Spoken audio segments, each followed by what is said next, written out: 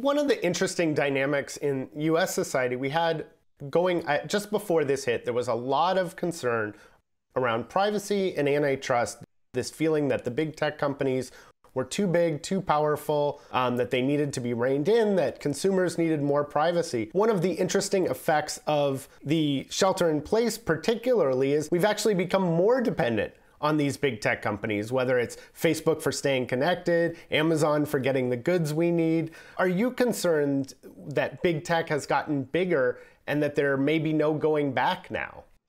Well, I don't feel that there is no going back. I feel that we can always go backwards and we can reassess.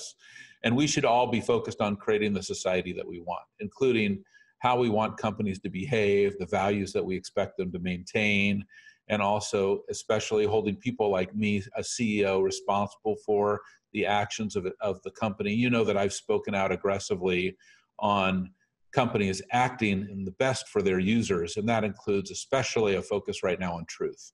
I think truth and trust, well, these are two values that are really been vaulted up, especially during a pandemic, that companies need to be held responsible for providing the correct health information to their users, and they should not allow or tolerate other users for giving them information that is not accurate or maybe that would deceive their users. I think CEOs should be held highly accountable for trust and truth.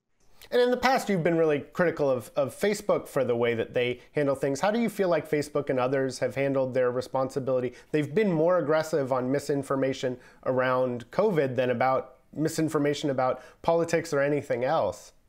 Well, I have noticed that too. And I hope that all of these leaders are learning that the world does want them to be trusted leaders and trusted companies. That I believe that the world wants those companies to have trust as their highest value, that they can truly trust the information and trust the leadership. And that's my personal advice to them.